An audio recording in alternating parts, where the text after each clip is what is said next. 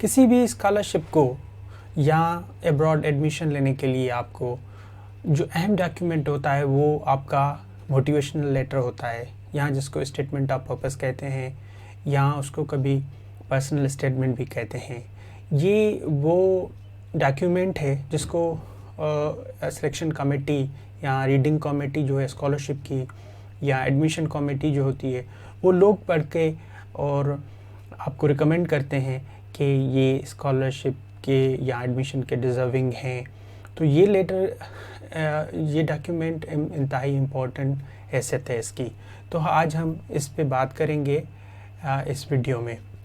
सबसे पहले आप लोगों को मैं ये कहूँगा कि जिन लोगों ने ये चैनल सब्सक्राइब नहीं किया है, मेरा चैनल सब्सक्राइब करें और जो ये बेल की बटन है उसको क्लिक करें, तो आप कभी भी इसको जो वीडियोस होंगे उसको मिस नहीं करेंगे।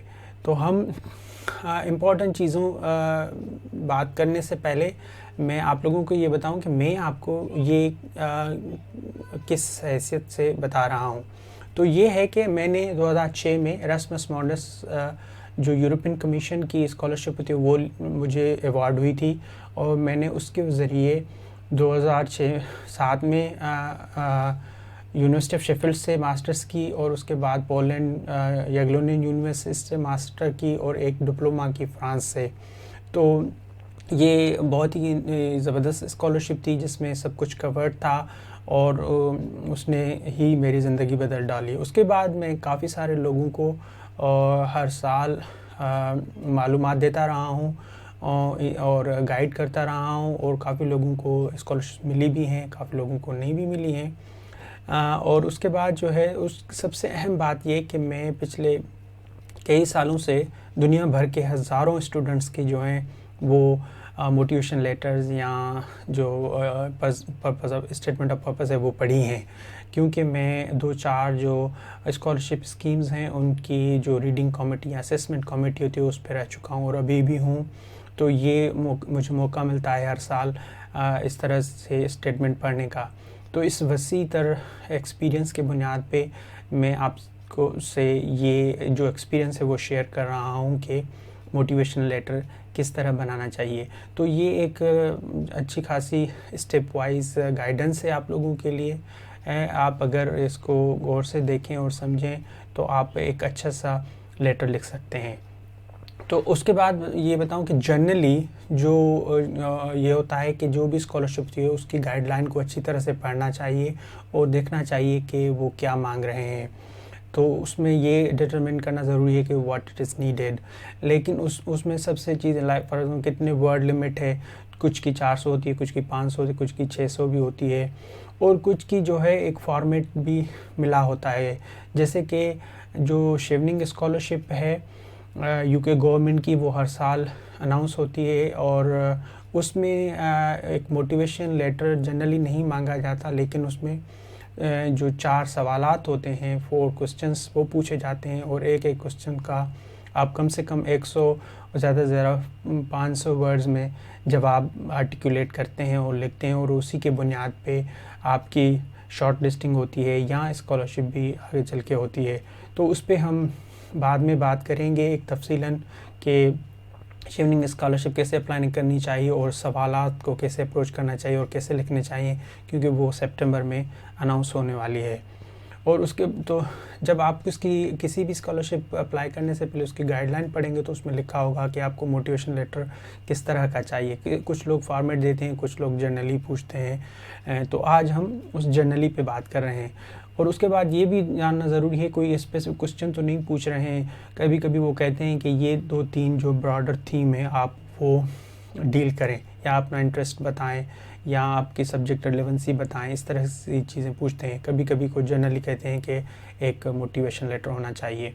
और कुछ लोग कुछ जो स्कीम्स होती हैं स्कॉलरशिप की वो आपको सही फॉर्मेट भी देते हैं, फ़ॉन्ट साइज़ भी बताते हैं उसकी, और कौन सा फ़ॉन्ट होना ये भी बताते हैं। तो ये चीज़ें आपको गाइडलाइन में पता चल जाएगी कि एक जनरल मांग रहे हैं या कोई स्पेसिफिक है, तो आप उस हिसाब से देख रहे हैं। लेकिन मैं आपको बताऊं कि कोई भी स्कॉलरशिप अप्लाई करने के बाद जब आप उसकी अप्लाई करने से पहले जब आप उसकी गाइडलाइंस पढ़ेंगे कि क्या क्या रिक्वायरमेंट्स हैं, उसके बाद आपको ये देखना ज़रूरी है कि आप किसी से बैठ के या ख़ुद ही एक ब्रेनस्टॉर्मिंग करें। और 3 चीज़ें पहले सख्त ज़रूरी हैं। पहले तो ये आप देखें या नोट करें, उसकी पॉइंट्स बनाएं कोई, या माइंड मैप बनाएं कि why you want to apply for this particular program या कोर्स, क्यों अप्लाई कर रहे हैं। तो आपको ये जानना ज़रूरी है कि आपकी मोटिवेशन क्या है, आपका इंटरेस्ट क्या है, या आपका पर्पस क्या है, वो अंडरस्टैंड करें। अगर आपके मालूम नहीं होगा आपका अपना पर्पस या आपकी अपनी मोटिवेशन मालूम नहीं होगी, तो आप दूसरों को कैसे बता पाएंगे कि मैं ये क्यों कोर्स अप्लाई कर रहा हूँ। कुछ लोग होते हैं ऐसे ही अप्लाई करना चाहते हैं जस्ट फॉर अ चांस, तो वो ये एटीट्यूड बेहतर नहीं, उससे ये टाइम वेस्ट है।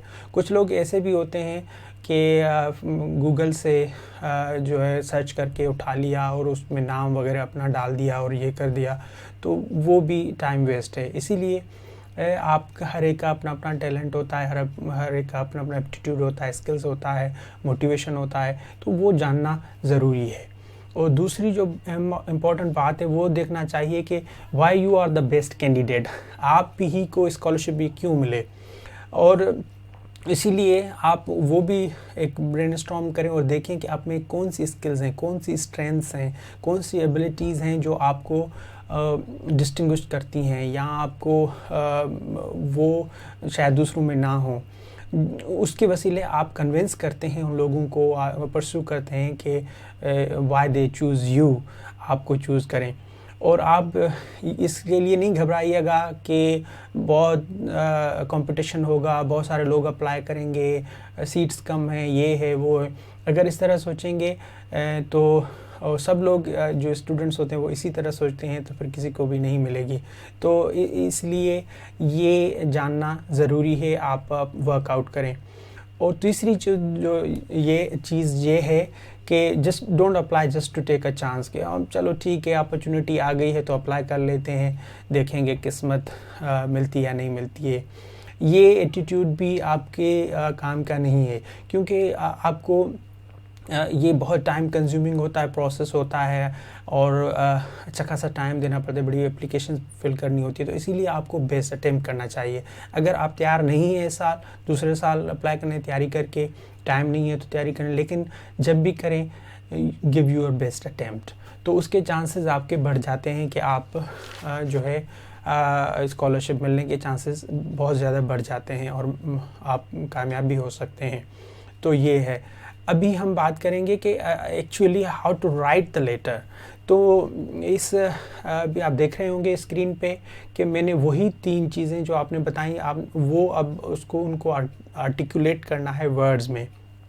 तो पहले आपको मोटिवेशन बतानी है अपनी कि मेरा इंटरेस्ट क्या है, मेरी मोटिवेशन क्या है। जैसे हाईलाइटेड आप सेक्शन देखते हैं, ये मेरा अपना पर्सनल जो मोटिवेशन लेटर है उसको देखेंगे कि मैंने पहले यही बताया, एक्सप्लेन किया है कि मैं क्यों हूँ, मेरा सब्जेक्ट से कैसे रिलेटेड है और मैं इसमें क्यों इस प्रोग्राम में इंटरेस्टेड हूँ, तो मोटिवेशन बताई है। और जो 2 पैराग्राफ और हैं आप देखेंगे हाईलाइटेड, एक में मैंने एक्सप्लेन किया है कि मैं ही बेस्ट कैंडिडेट क्यों हूँ और मेरी रिलेवेंस क्या है उस सब्जेक्ट के साथ और पर्पस क्या है, तो वो उसको मैंने जो है लिखा है। और आखिर में मैंने ये इंडिकेट किया है कि ये स्कॉलरशिप मिलने के बाद और ये कोर्स करने के बाद क्या मेरे प्रोस्पेक्ट्स हो सकते हैं करियर के लिए, क्या जॉब हो सकती है, या मैं आगे पीएचडी करना चाहता हूँ या कुछ और करना चाहता हूँ, ये इंडिकेशन देना ज़रूरी है। तो आप जो है फ्लावरी लैंग्वेज जो होती है, या जैसे बहुत सारे एडजेक्टिव्स होते हैं, उससे गुरेज करिएगा कि I am passionate, I am keenly interested, I want to do this is dream of my life, all these things.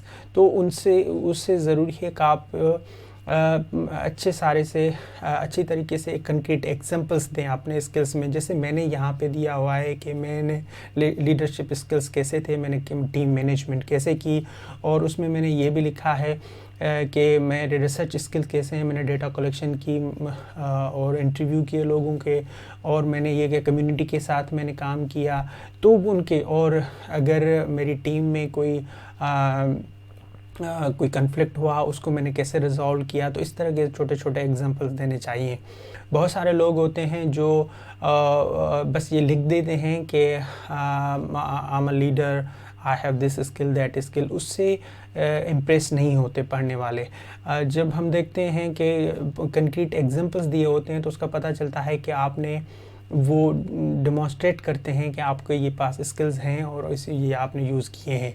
तो इस तरह से आप इसके 2-3 ड्राफ्ट बनाएंगे और आप ख़ुद भी पढ़ेंगे और दूसरों को भी दिखाएंगे किसी को कि इसको किस तरह से सेट करना चाहिए। तो इस पे मुझे लगता है कि 40% टाइम तो इस पे आपको देना ही चाहिए एप्लीकेशन पूरी में, बाकी चीज़ों के।